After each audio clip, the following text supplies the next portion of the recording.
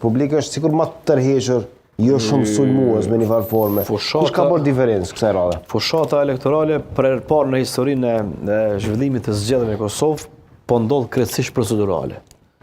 Unë kështu e shoh, është vetëm kalimi i ditëve, takimi me elektoratin, sepse unë besoj që elektorati është pothuajse tërësisht i vendosur se kë ka me votu me datën 28 dhjetor.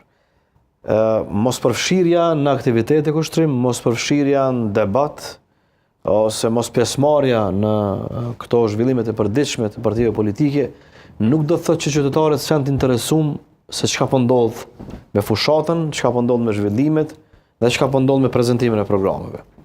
Do të kuptoni këtë me datën 28 dhjetor, kur shifra prej gati 1 milion e tekalën, domethënë pjesëmarrjen në zgjedhje, sepse kishim 970.000 me 9 shkurt, dhe unë pres që kjo tjetë aty ose të kaloj, sepse këto janë pritjet, dhe kjo dëshmon këto që po e them që pavarësisht mos përfshirjes direkte që ka shumë arsye që do t'i jap, qytetarët në fund e kanë të qartë se kë du të votojnë dhe e kanë të orientuar në votën e tyre. Pra, këto një javë që kanë mbet, edhe një javë që sa po lëm pas në kush që në esencë kanë bind dikës të diçka të ndryshoj. Pse po mojmë debat, Fidan, se e din qytetarët. Me thonë këto që thashun që thash, që s'ndryshon kur gjë.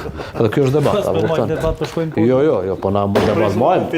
Jo, besë mendoj që përcaktohet si pjesë. Debat mojmë, nëse unë se kisha thonë qëto, ti tash kisha reagu, kjo është debat. Gjithmonë 15% e votuesve para fushatës janë pa përcaktuar, çfarë bëjnë atë diferencë? Para fushatës në një palëzgjedhje ku janë normale. Normale që aty na çojnë. Se cilat zgjedhje po çto zgjedhje s'di ajo para përcaktuar. Jeni ulngat, do të thonë më pajtu tash me Unë sa po e demantoj Çollakun. Çollaku s'pa qeveri kur gjë. Unë nxis çdo debat çka do të thonë, kuptoj këto, po